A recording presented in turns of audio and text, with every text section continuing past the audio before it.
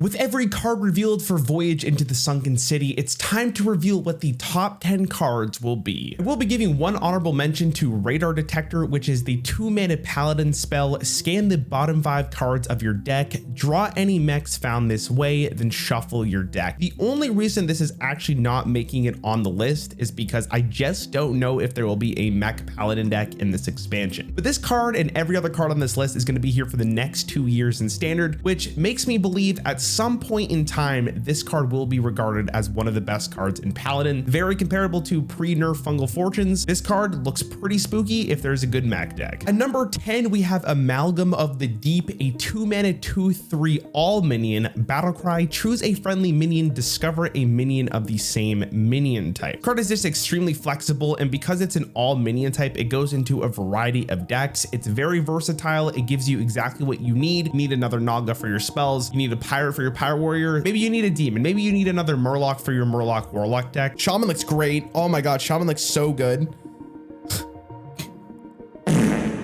But for the next 2 years, this card is so versatile and it's so cheap for what it does. This will probably be the most played card of the set. At number 9, we have Spite Lash Siren, a 4-mana 2/5 Naga for Mage. After you play a Naga, refresh 2 mana crystals, then switch to a spell. This is the type of card for Mage that gets me really scared for what they're capable of. After seeing the entire set, there is a lot of really good Nagas for Mage, and there's going to be a lot of good spells printed, and there's a lot of good spells already printed for Mage. For the next 2 years, I guarantee at some point in time, this Mage card will actually break the game. Mana cheating like this is always generally good, especially if you could set it up in a class like Mage. This card is very spooky. At number 8, we have Murkwater Ascribe, a 2-mana 2/3 neutral Naga. Battlecry, the next spell you play cost 1 less. The way I look at this card is that it's a very versatile Naga that virtually costs 1 mana and gives you a pretty good discount on a spell that it does not last for 1 turn only. This is a very easy card to fit into every Naga deck. If you want to run Nagas, this is probably going to go in. It's as simple as that. Just seems like a pretty good card. At number 7, we have Bootstrap Sunkeneer, a 5-mana 4/4 pirate for Rogue. Combo, put an enemy minion at the bottom of your opponent's deck. This is a very comparable card to Vile Spine Slayer. Looks like it's just going to be very powerful because that card was really good. And this is arguably even better than Vile Spine Slayer because it doesn't proc death rattles. And I know people are going to be like, oh, they could just dredge their minion. But if you're dredging a minion because of this, that's really good for you. This card is really strong. This card will be played a bunch for the next 2 years. At number 6, I'm putting Obsidian Smith, a 2-mana 3/2 pirate for warrior. Battlecry Dredge. If it's a minion or a weapon, give it +1/+1. Or a weapon, give it +1. What is this? Dude, what is this card? Hello? What is this? This is so good. It goes without saying that you're almost guaranteed to get a minion or a weapon from this. And if you do end up getting a weapon, that's a lot of value. And if you just get it on a minion, that's also just really good. It's a great tempo play. You get to know exactly what your next draw is. And this is the type of card that warrior will probably use again for the next 2 years. Fits in tempo decks, fits in potentially a control kind of deck, fits into pirate warrior. What warrior deck doesn't really want this? And this will be really good in a Highlander deck. Expect to see this card a lot. At number 5, I'm putting Aquatic Form, a 0-mana druid spell. Dredge. If you have the mana to play the card this turn, draw it. I don't know what you want me to say here. This card is very simply just a very powerful card. It's very versatile. It fits into virtually every single druid deck.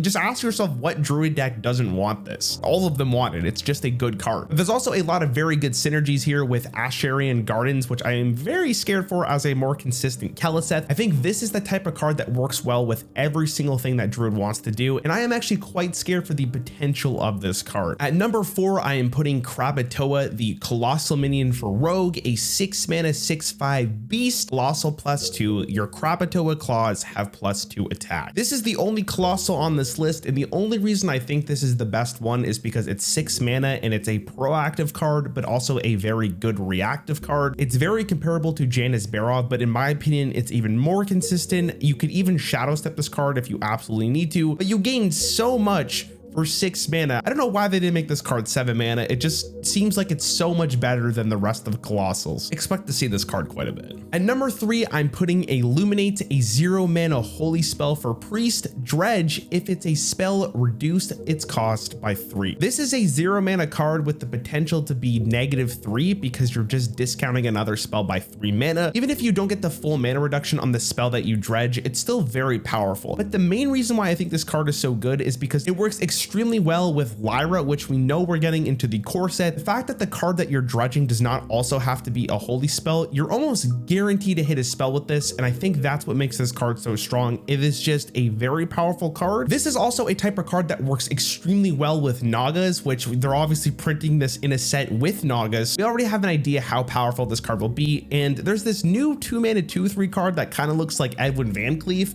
Maybe you saw it. I'm a little skeptical on that, but this card looks very powerful. Dredge, if it's a spell, reduce its cost by 3. God, this is a strong card, man. Oh my God, this is such a powerful card. Yeah, dude, these two cards are nuts. This one's so scary. This might be the best card of the set. At number 2, I'm putting Forged in the Flame, a 2 mana fire spell for Warrior. Destroy your weapon and then draw cards equal to its cost. Did someone say Warrior needed card draw? Because this card is so good. This card has the potential to be 2 mana to draw 3 cards on average. It also has the ability to be a lot better, and quite considerably, this card can be ran in almost every single warrior deck that runs a weapon. Forge of Flame, destroy your weapon to draw cards equal to its attack.